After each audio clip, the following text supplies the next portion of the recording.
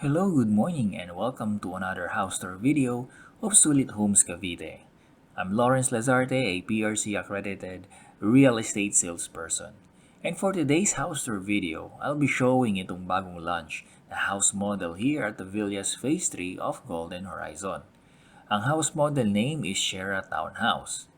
Kaka-launch lang nitong house model about last quarter of 2023. Golden Horizon is an 86-hectare integrated lifestyle development in Barangay Hugo Perez, Trece Martires, Cavite. Project developer po is a Golden Home Realty and Development Incorporated. Sierra Townhouse is a two-story townhouse with a minimum lot area of 54 square meters and floor area po is 71 square meters.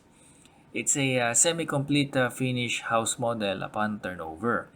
It has provision for 3 bedrooms, 2 toilet and bath, a balcony, 1 car garage, and a service area.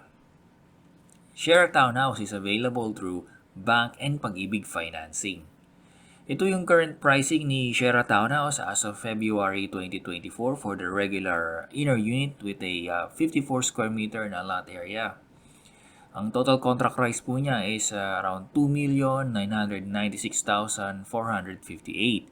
Reservation fee is 15,000 pesos with a monthly down payment of 16,230. Ang down payment terms po is 36 months. This pricing is applicable for both bank and Pag-ibig financing. This is a pre-selling project and estimated turnover will be around 3 to 4 years from reservation date.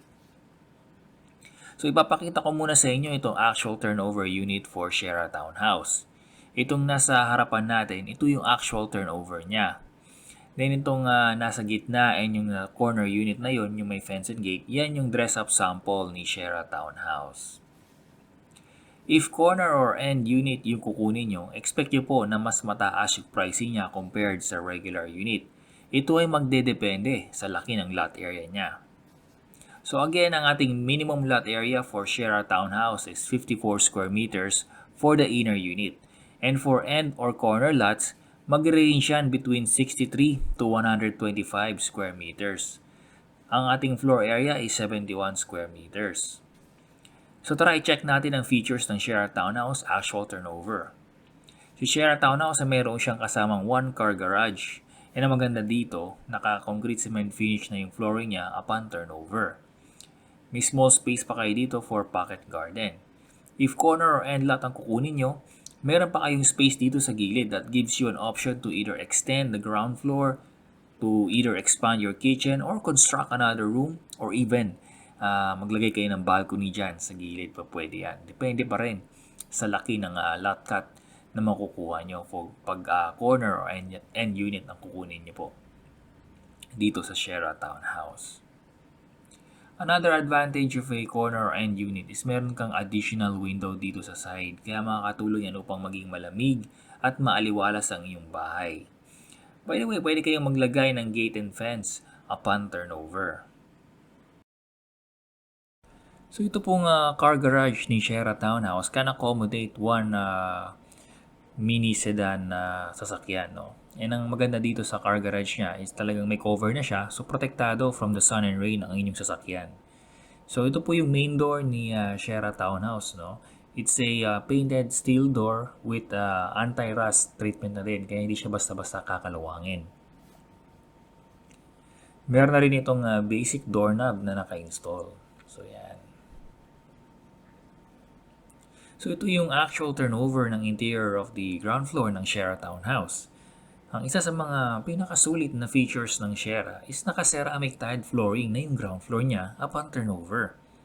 So nakatipid na kayo kahit papaano dahil naka-tiles na itong baba pag turnover sa inyo.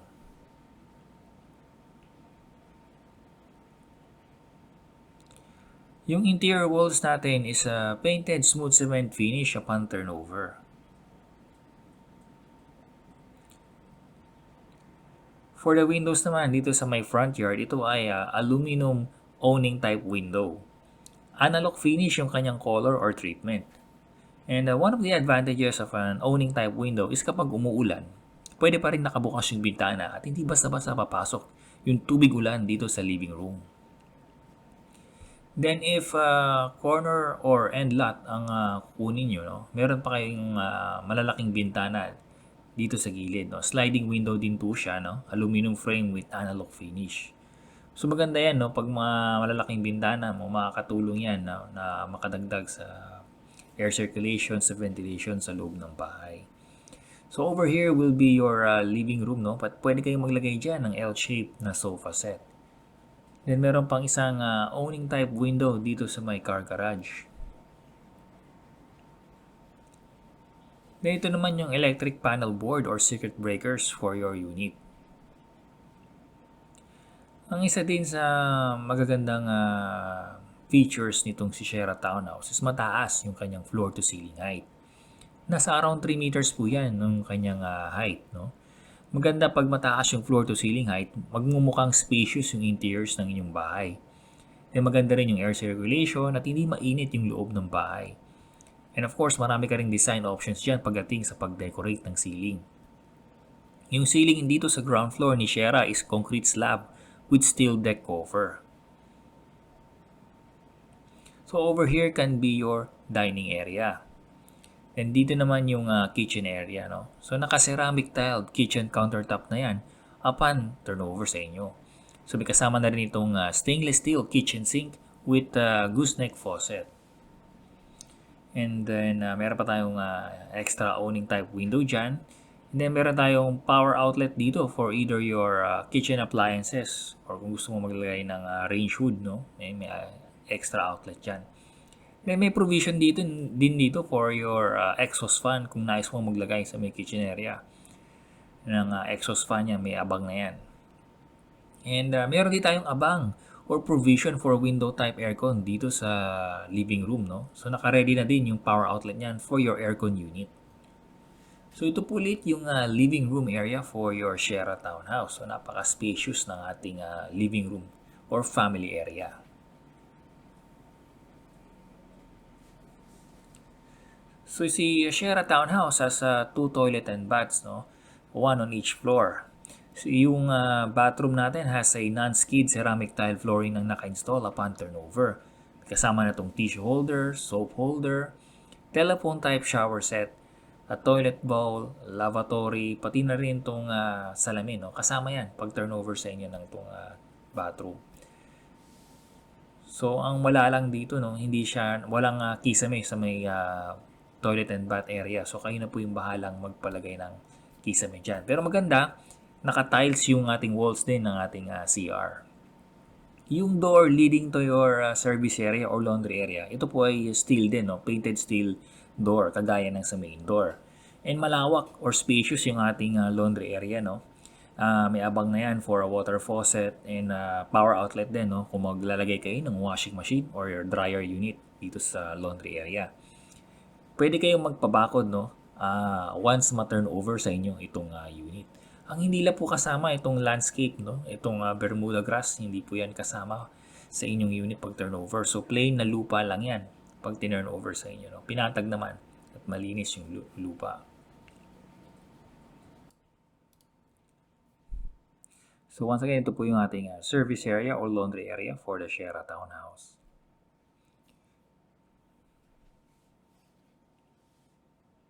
Yung staircase ni Sierra Townhouse is painted wooden steps on a painted smooth steel framing. So yan. And then meron pang space dito sa ilalim, no, for your storage space kung gusto niyo i-convert yan na maging storage room. So akyat tayo at i-check natin yung second floor ni Sierra Townhouse.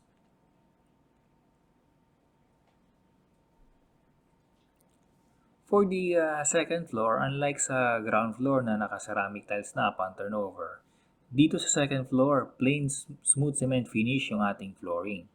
Hindi po siya naka-tiles. Itong second floor upon turnover. Kayo na bali ang magpapatiles itong flooring once ma-turnover sa inyo yung unit.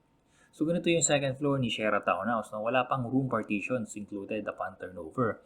This is to lower the cost and at the same time, it gives the buyer the freedom to design the rooms, kung ilang kwarto gusto nila at kung anong colors yung nais nila para sa mga kwarto. So may provision tayo dito sa Sierra for 3 bedrooms, no?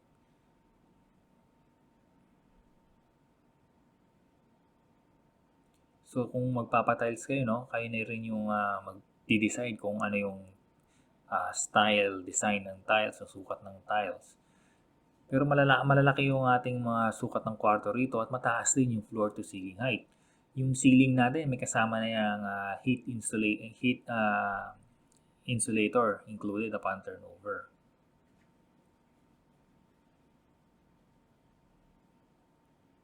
Yung kagandahan dito, no, malalaki yung mga bintana ni Sierra Townhouse pagdating sa mga bedroom. So, ayan. So, dito sa gilid, owning type window yung ikinabit. Kabaliktaran siya nung nasa baba. Kasi sa baba, sliding window yung nandun sa may ground floor. But here, sa mga bedrooms dito sa gilid, kung corner or end unit ang kukunin nyo, so meron pa kayong extra bintana dyan, owning type naman siya. Ang maganda dito, each room has provision for a window type aircon. Then meron din tayong mini balcony over here, no? So yung door leading to the balcony is glass door on aluminum framing. Ayan.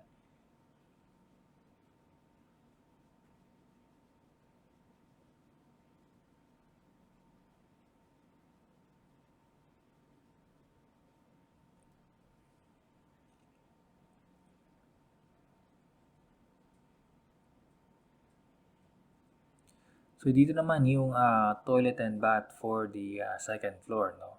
So same lang din siya sa ground floor. Meron na rin tiles yung flooring niya, pati yung walls.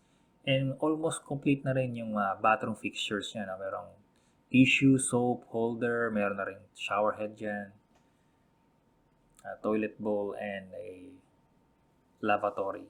Yan, kasama na yan sa inyong bathroom dito sa Sierra Townhouse. Yung door sa CR is made of PVC po siya. Ayan.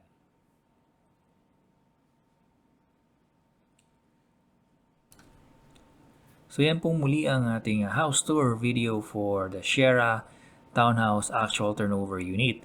Ang kagandahan po dito sa Sierra is masasabi ko talaga napakasulit niya for the price niya below 3M. Meron ka ng 71 square meters of floor space na bahay, mataas na floor to ceiling height, and available through bank and Pag-ibig financing. Ayan. So try, check out naman natin yung dress up ni Sierra Townhouse. So ito po yung dress up sample ng ating Sierra Townhouse model. No? Ito yung inner lot sample. No?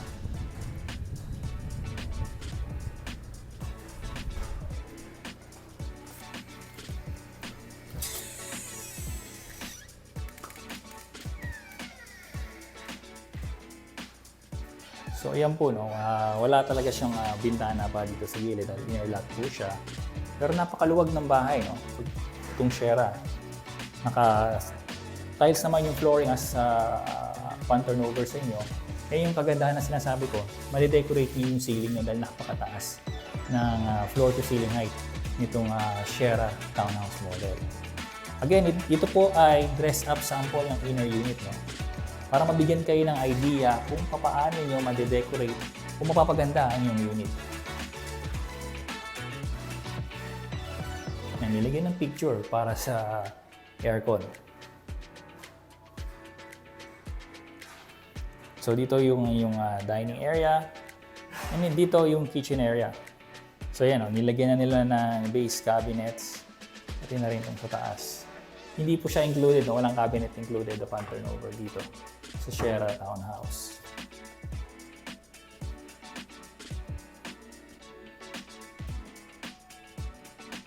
Nilagyan na nila ng cabinet ng nabanggit ko kanina. May cabinet na rin for storage dito sa ilalim ng hagdan.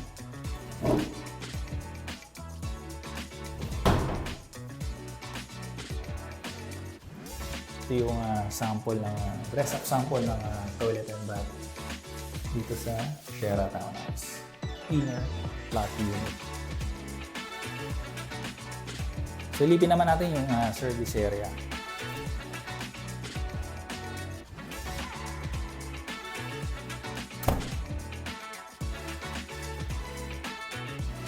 So, silipin naman natin yung mga bedrooms, no?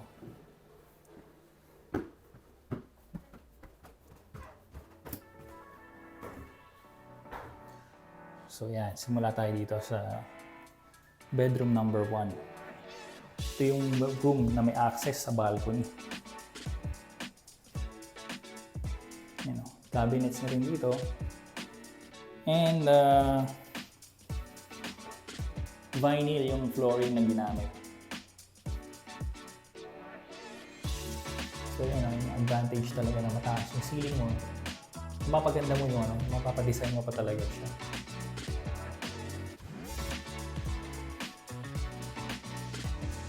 So, ito yung bedroom number 2.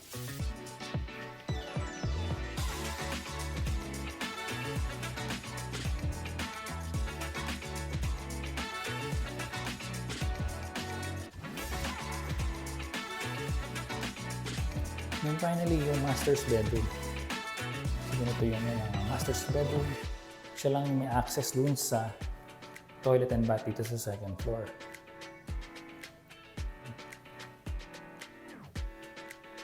Ang luwag ng ating master's bedroom. Yung mga cabinets na rin. Again, sa turnover, wala pong cabinets included, no? Dress-up sample po ito.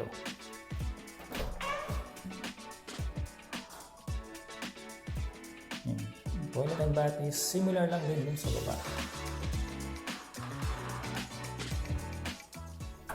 So yan po yung ating house tour video for this Sierra Townhouse model here at the Villas Phase 3 of Golden Horizon here at Barangay Hugo Perez, 13 Martires, Cavite. So bakit nga ba maganda kumuha nitong Sierra Townhouse? Una-una, ito pong Sierra Townhouse is napakalaki po ng floor area nito, no? 71 square meters for a 2-story townhouse. Mataas pa yung floor to ceiling height, 2 to 3 bedrooms, at yung presyo niya below 3 million pa. So napakagandang opportunity ito kung kayo po ay naghahanap ng malilipatan, mag-upgrade kayo ng mga tahanan, ito bagay itong Sierra Townhouse sa inyo. And yun, flexible financing terms pa, no? Pwede sa bank, pwede sa Pag-ibig financing. At ang baba pa ng monthly down payment for as low as 16,230 sa Pag-ibig to, no? Tapos yung monthly amortization mo nasa 14,760. Estimated pa lamang po yan, no? So yan po yung ating Sierra Townhouse. And ito pong sa Villas Phase 3, no? Ito po ay well-secured community, no? Meron tayong gated entrance gate with 24/7 security guards. Tapos yung village mismo, yung amenities natin dito, meron tayong clubhouse, merong basketball court, playgrounds. And yung mga streets natin, no? Nagtanim talaga si Golden Home ng mga puno sa mga streets. So makakatulong to, no? Magiging presko ang kapaligiran dito sa Villas Phase 3 dahil maraming puno na itatanim dito. Magiging maaliwalas pa ang kapaligiran dito. Tahimik, mapayapa at mahangin nga. Daming puno dito sa Villas Phase 3 of Golden Horizon. So if you are interested again to schedule a site viewing or manghingi pa ng additional information, please contact us on the numbers below. Meron din kami diyang contact form na maaari niyo pong sagutan para matulungan namin kayo ma-pre-qualify, no? Kung kayo ay interesadong kumuha nitong Villas or nitong Sierra Townhouse here at the Villas Phase 3. Once again, I'm Lawrence Lazarde, your PRC accredited real estate salesperson. And thank you so much for watching and see you again on our next house tour video. Bye-bye!